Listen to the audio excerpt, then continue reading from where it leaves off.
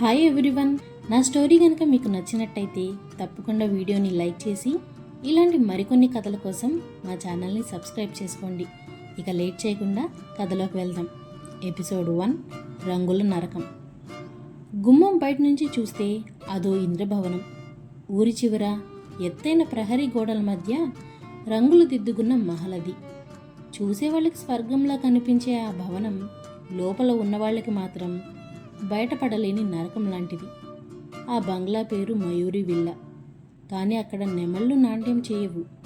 పంజరంలో బందీ అయిన చిలుకలు ప్రాణభయంతో ఏడుస్తాయి. చరిత్ర ఎప్పుడూ పైకి కనిపించే వెలుగులనే చూపిస్తుంది. కానీ ఆ వెలుగుల వెనక దాగిన చీకటిని, ఆ చీకటిలో వినిపించే ఆర్తనాదాలను ఎవరూ పట్టించుకోరు. రాజసానికి మారుపేరులా కనిపించే ఆ బంగ్లాలో అడుగడుగునా రహస్యాలే, అనుక్షణం భయమే. ఆ హడావిడి చూసి అక్కడ ఏదో పెళ్లి జరుగుతుందని, పెళ్లి కూతుళ్లను ముస్తాబ్ చేస్తున్నారని అనుకుంటే పొరపాటే. అది మంగళకరమైన వేదిక కాదు, ఒక వేశ్యల బంగ్లా. అక్కడ ముస్తాబ్ అవుతున్నది పెళ్లి కూతుర్లు కాదు, తమ జీవితాలను తాకట్టు పెట్టిన వాళ్ళు. ఏంటి ఆ మొహం శవంలా తయారయ్యావు? ఆ పెదవులకు కాస్త రంగు తగిలించు. ఇదిగో ఈ చెంకిల చీర కట్టుకో. నిన్ను చూడగానే వచ్చిన వాడికి కళ్ళు బయర్లు కమ్మాలి. ఆ ముత్యాలహారం వేసుకోమని చెప్పాను కదా. జాగ్రత్త, వస్తున్నది సామాన్యులు కారు. ఏ చిన్న తప్పు జరిగినా నా అసలు రూపం చూస్తారు అంటూ ఇల్లంతా దద్దరిల్లేలా కేకలు వేస్తూ శాసిస్తున్న ఆమె పేరు హరెమ్మ. ఆమె తన బిడ్డల్ని కంట్రోల్ చేసే తల్లి అనుకుంటే పొరపాటే. ఆమె ఒకప్పుడు ఇదే నరకంలోకి అడుగుపెట్టి తన అందాన్ని, యవ్వనాన్ని, ఆఖరికి ఆత్మగౌరవాన్ని కూడా ఈ 4 గోడల మధ్య బలిపెట్టిన బాధితురాలు. కాలం గడిచి అందం కరిగాక అధికారమనే ముసుగు వేసుకొని ఈ పంజరానికే కాపలాగా మారింది. ఆమె మాటలు వింటూ అక్కడే నిలబడి ఇద్దరు నగలు సర్దుకుంటున్నారు. వాళ్ళు మరెవరో కాదు, శృతి, సమీర. సమాజం దృష్టిలో వాళ్ళు వేసలు కావచ్చు, కానీ నిజానికి విధి చేతిలో దారుణంగా మోసపోయిన ఆడవాళ్ళు.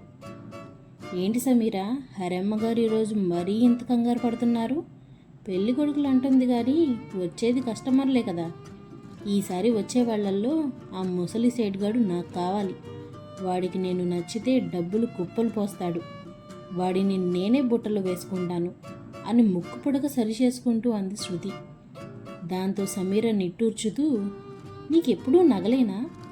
మన బతుకులు అమ్మకానికి ఉన్న బొమ్మల్లా మారిపోయాయని ఇంకా అర్థం కావట్లేదా? మనం ఎంత రెడీ అయినా ఏం లాభం? ఈ పంజరంలో పక్షులు మారతాయి కానీ ఆ వేటగాడు మారడు కదా అని దిగులుగా అంది. వాళ్ళ మాటలు వింటున్నా పట్టించుకునే స్థితిలో లేదు హరెమ్మ. ఎందుకంటే ఆమె మనసంతా ఎక్కడో బందీగా ఉన్న తన ప్రాణం, తన బిడ్డ సహస్ర గురించే ఆరాటపడుతుంది. 20 ఏళ్లుగా ఆ బిడ్డను చూసే భాగ్యం లేకపోయినా ఆమె క్షేమం కోసమే ఈ నరకంలో తానొక రాక్షసిలా మారానని ఆమె అంతరాత్మ ఘోషిస్తోంది. సరిగ్గా అప్పుడే బయట ఒక ఖరీదైన కారు వచ్చి ఆగింది. హరెమ్మ ముఖం ఒక్కసారిగా పాలిపోయింది. చేతిలోని గాజులు జారి కిందపడి పగిలాయి. అది కేవలం కారు శబ్దం కాదు, ఈ సామ్రాజ్యానికి మొగటం లేని మహారాజు, ఆకలి వేస్తే కుక్కలా విరుచుకుపడే క్రూరుడు వస్తున్నాడనే హెచ్చరిక. బయట ఆకాశం మేఘావృతమై ఉంది. చీకటి చెట్ల పదల్లోంచి వింతైన నిశ్శబ్దం. మయూరి విల్లా గేట్లు భారీ శబ్దంతో తెరుచుకున్నాయి. నల్లగా మెరుస్తున్న కారు లోపలికి ఎంటర్ అయ్యింది.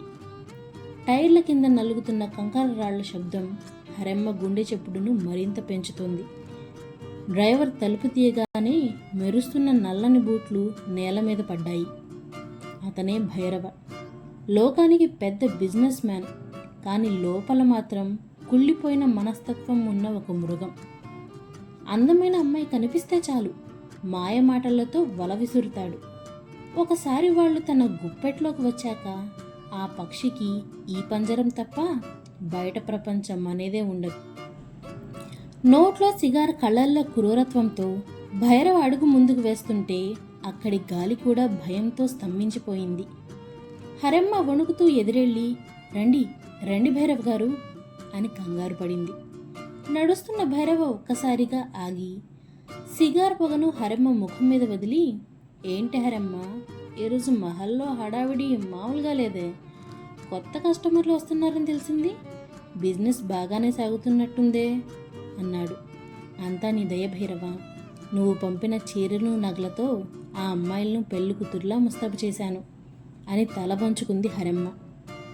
భైరవ నవ్వుతూ లోపలికి వెళ్ళి సోఫాలో గంభీరంగా కూర్చొని, మంచిది, కానీ గుర్తుంచుకో హరెమ్మ, ఈ సామ్రాజ్యం నిలబడాలన్నా కూలిపోవాలన్నా అది నా చేతుల్లోనే ఉంది. ఇక్కడ పాతబడిన అందానికి విలువ లేదు. ఒకప్పుడు నీ అందం చూసి జనం వెర్రెక్కిపోయేవాళ్ళు, కానీ ఇప్పుడు నువ్వు ఒక బానిసవి అని అన్నాడు. ఆ మాటలకు హరెమ్మ గుండె పిండేసినట్టయింది.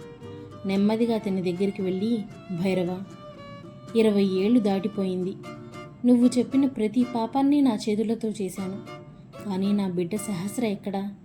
దాన్ని ఎక్కడ దాచావు? అది బతుకుందో లేదో కూడా నాకు తెలియదు. నీ కాళ్ళు మొక్కుతాను, నా బిడ్డను ఒక్కసారి చూపించు అని వేడుకుంది. ఆ మాటకు భైరవ పెద్దగా నవ్వాడు. అతన్ని నవ్వు ఆ బంగ్లా గోడలకు తగిలి ప్రతిధ్వనించింది. సహస్ర, మంచి పేరు పెట్టావు. ఆ పేరులాగే అది కూడా 1000 రేకుల పువ్వులా విచ్చుకుంటుంది. అసలు దానికి లోకం తెలీదు, తన తల్లి ఎవరో కూడా తెలీదు. సమయం వచ్చినప్పుడు ఆ బొమ్మను నేనే ఈ కోటలోకి తీసుకొస్తాను. అప్పటిదాకా అది క్షేమంగానే ఉంటుంది, కానీ నీకు దూరంగా ఉంటుంది అని అన్నాడు. దాంతో హరెమ్మ కళ్ళల్లో కన్నీళ్లు నిండగా, ఎన్నాళ్ళు భైరవయ్య ఈ అజ్ఞాతం? దాని వయసు ఇప్పుడు 25 ఏళ్ళు. దాన్ని ఈ నరకంలోకి తీసుకురావద్దు. నువ్వు చెప్పినట్టు బిజినెస్ చేస్తాను, ఎంతమందినైనా ఈ ఉబ్బిలోకి దించుతాను, కానీ నా బిడ్డను వదిలేయి అని దండం పెట్టింది. భైరవ వెంటనే హరెమ్మ మెడ పట్టుకున్నాడు. అతని కళ్ళు నిప్పులు చెరుగుతుండగా, వదిలేయాలా? 20 ఏళ్లగా దాన్ని పెంచింది వదిలేయడానికేనా? నీ తర్వాత ఈ సామ్రాజ్యాన్ని ఏలడానికి నాకు ఒక వారసురాలు కావాలి. నీ అందం కంటే 1000 రెట్లు అందంగా ఉంటుంది అది. దాన్ని చూస్తుంటే నాకే మెత్తకిపోతుంది. అంతటి అందాన్ని నేనెలా వదులుకుంటాను? నువ్వు చేసే పనిలో ఏమాత్రం తేడా వచ్చినా మరుక్షణం నీ కూతురు శవం నీ కళ్ళ ముందుంటుంది, గుర్తుంచుకో అని ఆమె మెడ వదిలేసి విసురుగా పైకి వెళ్ళిపోయాడు. హరెమ్మ నేల మీద కూలబడింది. పక్కనే ఉండి ఇదంతా వింటున్న శృతి సమీరల ముఖాల్లో భయం పడగ విప్పింది. హరెమ్మ బిడ్డ గురించి ఈ నిజం విన్నాక వాళ్ల ఒళ్ళు గగురు పొడిచింది. ఇక మరోవైపు రాజభవనం లాంటి ఆ పెద్ద గదిలో కటిక చీకటి అలుముకుంది. ఆ చీకటిలో 25 ఏళ్లు కూడా నిండని ఒక అందమైన అమ్మాయి అంతులేని వేదనతో ఒంటరిగా కుమిలిపోతుంది. ఆమె పేరే వెన్నెల. ఏడ్చి ఏడ్చి ఆమె ముఖం ఎర్రగా కందిపోయింది. వర్షించడానికి సిద్ధంగా ఉన్న మేఘంలా ఆమె మనసు బరువెక్కింది. కనురెప్పలు వాలిపోతుంటే ఆ బాధను తట్టుకోలేక అమ్మా అని అంటూ గట్టిగా అరిచింది. ఈరోజు నాకు జరిగిన దాన్ని పెళ్ళి అనుకోవాలా, లేక ఇదే నా తలరాతని సర్ది పెట్టుకోవాలా, లేదంటే ఇంకొక ఘోరమైన నమ్మక ద్రోహం అనుకోవాలా అని తనలో తాను ప్రశ్నించుకుంటూ ఆలోచనలో కూరుకుపోయింది వెన్నెల. సరిగ్గా అప్పుడే గది తలుపు తెరుచుకున్న చెప్పుడు వినిపించింది. ఎవరొచ్చారు అన్నట్టుగా కంగారుగా తలెత్తి చూసింది. 40 ఏళ్ల వయసున్న రాజమ్మ లోపలికి వచ్చి, మేడం అని మర్యాదగా పిలిచింది. మాట్లాడడం ఏమాత్రం ఇష్టం లేకపోయినా చిన్నగా మూలుగుతూ కింద నుంచి లేచి మంచం అంచున కూర్చుంది వెన్నెల. ఏంటి మేడం, స్నానం చేశారా అని నెమ్మదిగా అడిగింది రాజమ్మ. లేదన్నట్టు తల ఊపి బాధగా కిందకు చూసింది వెన్నెల. సార్ ఇంకో గంటలో వస్తారు, కాస్త త్వరగా ఫ్రెష్ అవ్వండి మేడం అని రాజమ్మ తొందర పెట్టడంతో, అంటే ఇంకో గంటలో నన్ను నేను పూర్తిగా కోల్పోవాలా అని గట్టిగా అడిగింది వెన్నెల. ఏమైంది మేడం, ఎందుకు అలా అరుస్తున్నారు? మీరేం భయపడకండి, త్వరగా రెడీ అవ్వండి, లేదంటే సార్కి మళ్ళీ కోపం వస్తుంది అని భయపడుతూ బతిమాలింది రాజమ్మ. దాంతో వెన్నెల విసుగ్గా బాత్రూం వైపు నడిచింది. అరగంట తర్వాత శరీరానికి కేవలం టర్కీ టవల్ చుట్టుకొని బయటకు వచ్చింది. వానకు తడిసిన పాలరాతి శిల్పంలో ఉన్న ఆమెను చూసి రాజమ్మ కూడా క్షణకాలం పాటు తన హడావిడి మర్చిపోయింది. తను ఆడదైనా సరే వెన్నెల అందం చూసి ఆమెలోనూ చిన్న అసూయ కలిగింది. వెంటనే తేరుకుని తన చేతిలో తెల్లని మల్లెపువ్వు రంగు ఫ్యాన్సీ చీరను చూపిస్తూ, మేడం ఈ చీర కట్టుకొని రెడీ అవ్వండి అంది రాజమ్మ. దానివైపు అయిష్టంగా చూసిన వెన్నెల హ్యాంగర్కి ఉన్న చిన్న టవల్ తీసుకొని తన జుట్టును తుడుచుకోవడం మొదలుపెట్టింది. ఇలా ఇవ్వండి మేడం, మీ జుట్టు నేను ఆరబెడతాను అని సాయం చేయడానికి ముందుకొచ్చింది రాజమ్మ. అవసరం లేదు, నేను తుడుచుకుంటాను అని అద్దంలో తనని తాను చూసుకుంటూ వెన్నెల చెప్పడంతో, లేట్ అవుతుంది మేడం, నేను తుడుస్తానులేండి అని వెన్నెల పరిస్థితి అర్థం చేసుకొని కాస్త మృదువుగా బతిమాలింది రాజమ్మ. రాజమ్మ గొంతులోని ఆ జాలికి అప్పటి వరకు గుండెల్లో అణిచిపెట్టుకున్న వెన్నెల బాధ ఒక్కసారిగా కట్టలు తెంచుకుంది. ప్లీజ్, దయచేసి నన్ను ఇక్కడి నుంచి బయటపడేయండి అంటూ రాజమ్మ భుజంపై వాలి బాధపడింది వెన్నెల. ఆమె బాధ చూసి రాజమ్మ కళ్ళల్లోనూ నీళ్లు తిరిగాయి. కానీ తను ఏమాత్రం జాలి చూపించినా తన బతుకు ఏమవుతుందో రాజమ్మకు బాగా తెలుసు. తన జాలిని గుండెల్లోనే దాచుకొని, మేడం, సార్ వచ్చేస్తారు, ముందు చీర కట్టుకోండి అని అంది. ఆ మాటతో వెన్నెల రాజమ్మకు దూరం జరిగింది. కంటి నిండా నీళ్లతో రాజమ్మ చేతిలోని ఆ చీరను తీసుకొని ప్రాణం లేని బొమ్మలా ఆమె కడుతుంటే సైలెంట్గా నిలబడింది. చీర కట్టడం పూర్తయ్యాక వెన్నెలను డ్రెస్సింగ్ టేబుల్ ముందు కూర్చోబెట్టిన రాజమ్మ తడిగా ఉన్న జుట్టును డ్రయర్తో ఆరబెడుతూ అద్దంలో వెన్నెల ముఖాన్ని చూసి, భయపడకండి మేడం, సార్ చాలా మంచివారు అని ఓదార్చి ప్రయత్నం చేసింది. అవును, మీ సార్ ఎంత మంచివారో నాకు ఇప్పుడిప్పుడే తెలుస్తుంది అంటూ 2 చేతులతో ముఖాన్ని కప్పుకొని వెక్కిలి పెడుతూ ఏడ్చింది వెన్నెల. వెన్నెలను ఆ చీకటి గదిలో బంధించిన ఆ వ్యక్తి ఎవరు?